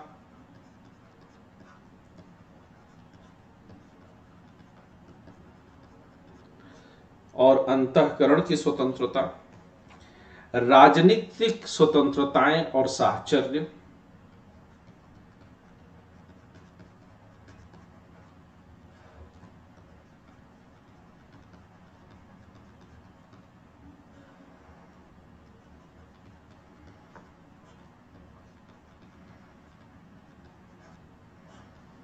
राजनीतिक स्वतंत्रताएं और साहचर्य, एसोसिएशन,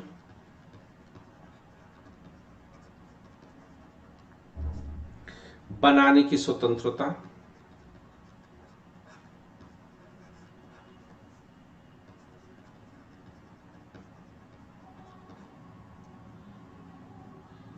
साथ ही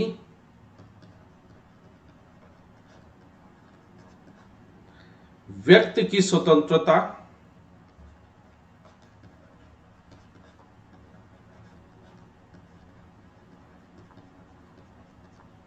साथ ही व्यक्ति की स्वतंत्रता और निष्ठा के लिए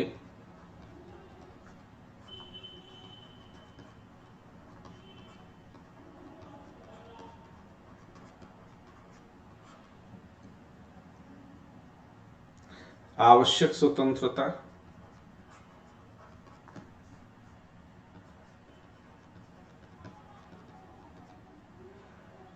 निष्ठा के लिए आवश्यक स्वतंत्रता और अंत में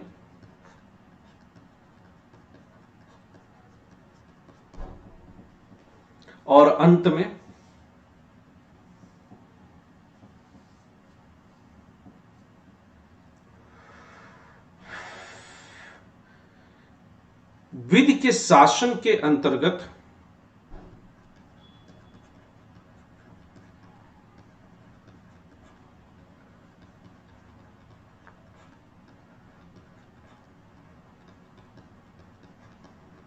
और अंत में विधि के शासन के अंतर्गत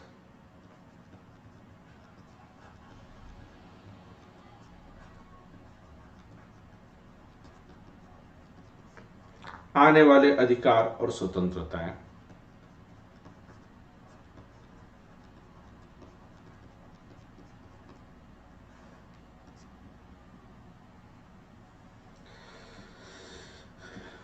तो ये जो है मानते हैं कि बुनियादी स्वतंत्रताओं में ये सारी चीजें शामिल हैं, 1, 2, 3, 4, ये मानते हैं रॉल्स। आगे जरा लिखिएगा, विभिन्न स्वतंत्रताओं के मध्य टकराव को सुलझाने के लिए, विभिन्न स्वतंत्रताओं के मध्य टकराव को सुलझाने के लिए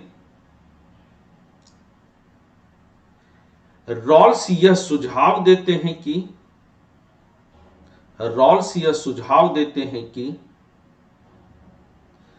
स्वतंत्रताओं को परिभाषित करने वाले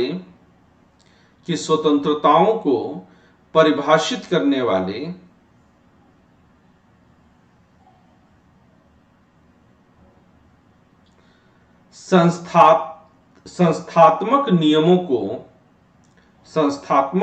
को इस तरह समायोजित किया जाना चाहिए कि ये स्वतंत्रता की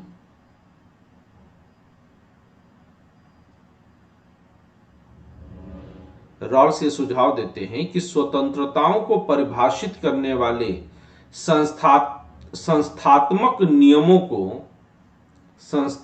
नियमों को इस तरह समायोजित किया जाना चाहिए कि ये स्वतंत्रता की एक सुव्यवस्थित योजना में फिट हो जाए,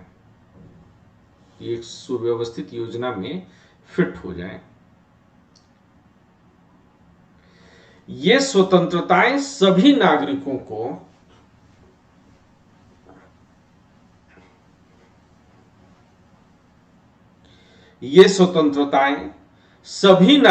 को समान रूप से मिलनी चाहिए। यह स्वतंत्रताएं सभी नागरिकों को समान रूप से मिलनी चाहिए।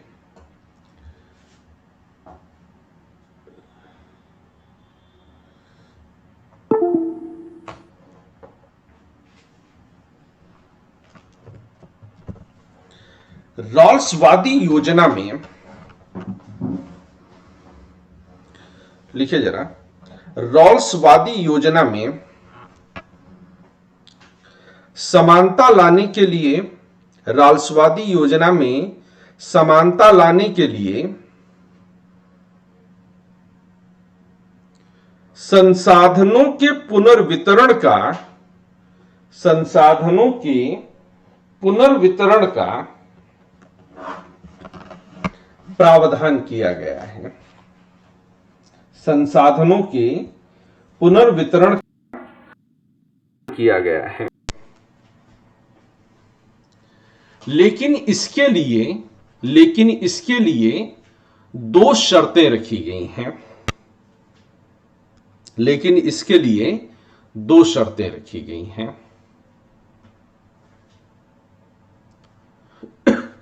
पहला,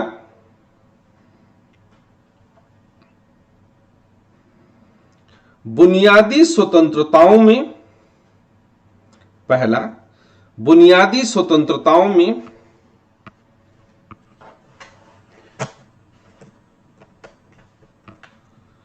किसी तरह की कटौती नहीं की जाएगी। बुनियादी स्वतंत्रताओं में किसी तरह की कटौती नहीं की जाएगी।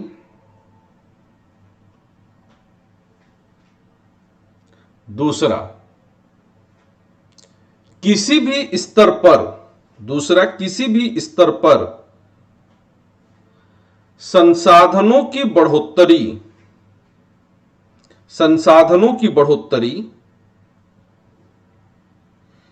हीनतम स्थिति वाले व्यक्ति की कीमत पर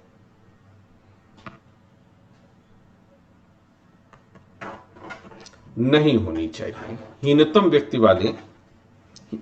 स्थिति वाले व्यक्ति की कीमत पर नहीं होनी चाहिए।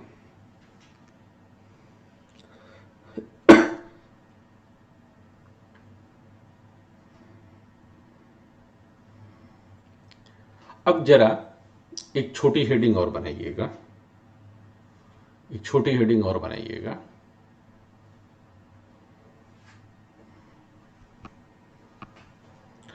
और ये हेडिंग लिखिएगा, स्वतंत्रता और समानता एक दूसरे के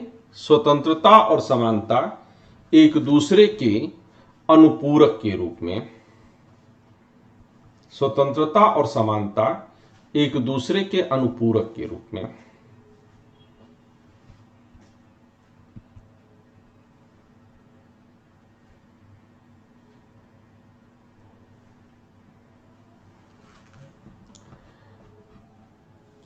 अब यहीं पर लिखिएगा कि स्वतंत्रता और समानता के बीच अनुपूरक संबंध भी, स्वतंत्रता और समानता के बीच अनुपूरक संबंध भी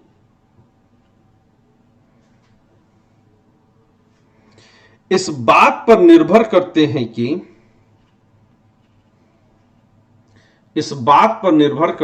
कि इन्हें किस तरह से परिभाषित किया जाता है। इन दोनों अवधारणाओं के बीच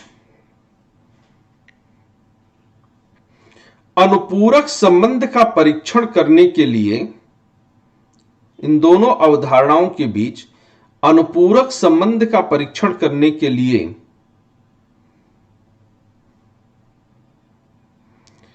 स्वतंत्रता को किसी व्यक्ति के जीवन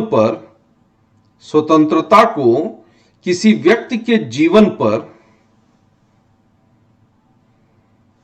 नियंत्रण के रूप में समझा जा सकता है।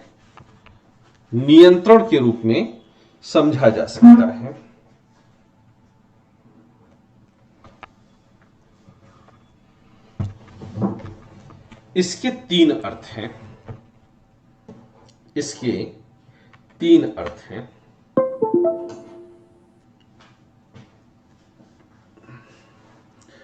नंबर एक,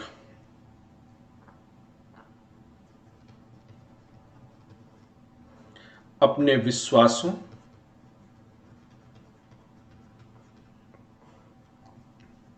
इच्छाओं,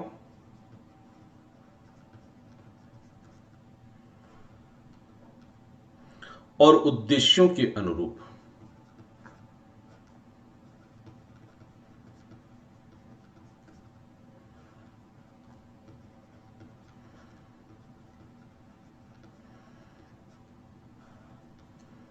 जीवन जीना।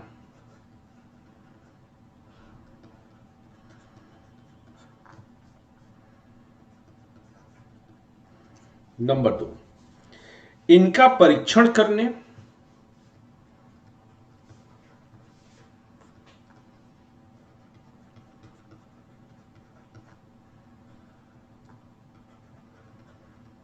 इनका परीक्षण करने और इनमें संशोधन करने में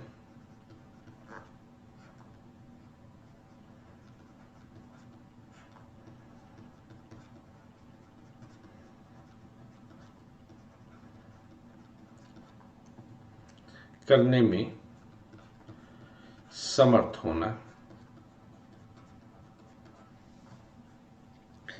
तीसरा,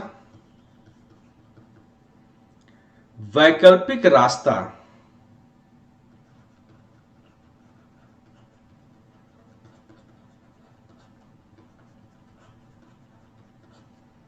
अपनाने में समर्थ होना।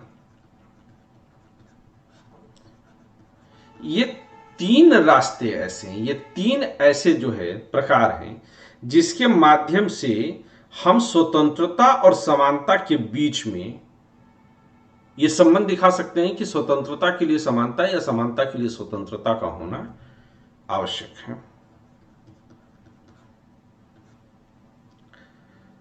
पैरा बदल करके लिखेगा, समानता को भेदभाव न होने के रूप में समझा जा सकता है। समानता को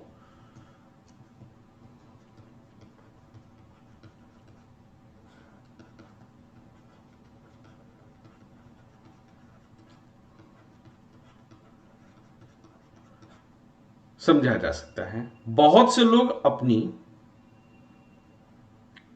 इसमें आगे लिख जाइएगा, बहुत से लोग अपनी बुरी सामाजिक या आर्थिक स्थिति के लिए, बहुत से लोग अपनी बुरी सामाजिक या आर्थिक स्थिति के लिए स्वयं जिम्मेदार नहीं होते हैं, स्वयं जिम्मेदार नहीं होते हैं, लेकिन फिर भी उन्हें वंचना या नुकसान का सामना करना पड़ता है, लेकिन फिर भी उन्हें वंचना या नुकसान का सामना करना पड़ता है।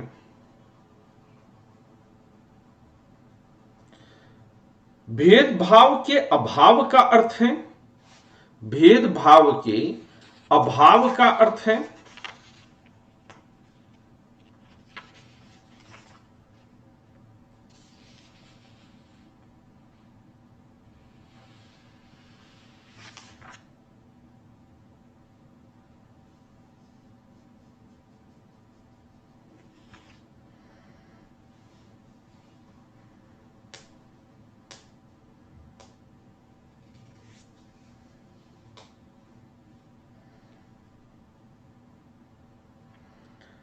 इन भेदभाव के अभाव का अर्थ है इन वंचनाओं या नुकसानों को समाप्त करना, इन वंचनाओं या नुकसानों को समाप्त करना,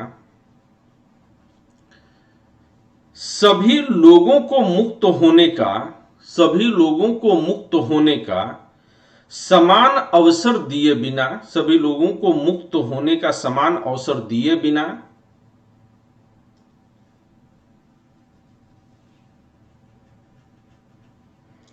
स्वतंत्रता या समानता में से कोई भी, स्वतंत्रता या समानता में से कोई भी अपने लक्ष्य को पूरी तरह से, अपने लक्ष्य को पूरी तरह से प्राप्त नहीं कर सकता है, पूरी तरह से प्राप्त नहीं कर सकता है। पैरा बदल करके लिखिएगा फिर से, अधिकांश चिंतक यह मानते हैं कि, अधिकांश चिंतक यह मानते हैं कि समानता की अवधारणा के साथ, समानता की अवधारणा के साथ स्वतंत्रता की अवधारणा जुड़ी हुई है। समानता की अवधारणा के साथ स्वतंत्रता की अवधारणा जुड़ी हुई है।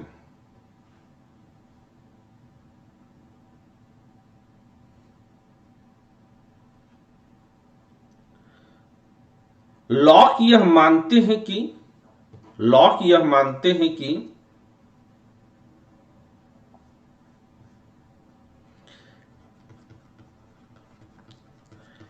प्राकृतिक अधिकारों, और ये बात हम लोग कर चुके हैं कि लॉक जब प्राकृतिक अधिकारों के बारे में बात करते हैं तो इसमें उनके प्राकृतिक अधिकारों में स्वतंत्रता भी शामिल है।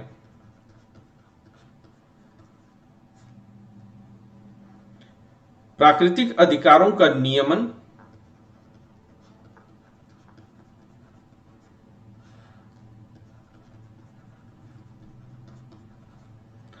प्राकृतिक विधियों के द्वारा होता है।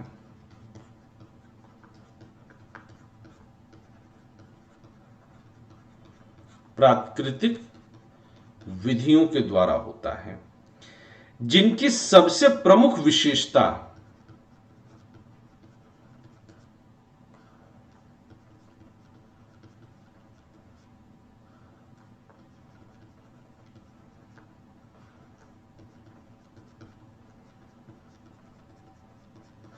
जिनकी सबसे प्रमुख विशेषता समानता है। इसी तरह से रॉल्स यह मानते हैं कि स्वतंत्रताओं या सामाजिक संसाधनों का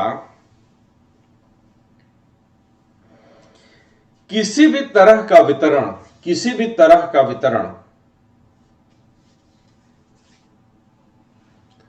समानता के मानक के अनुसार होना चाहिए। सामाजिक संसाधनों का किसी भी तरह का वितरण समानता के मानक के अनुसार होना चाहिए।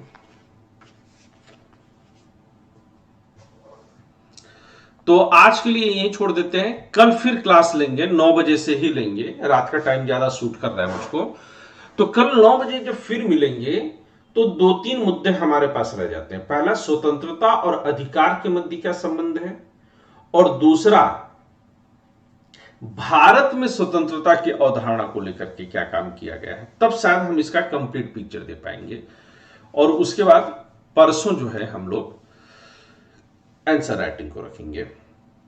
ठीक है दोस्तों, तो आज के लिए बस इतना ही।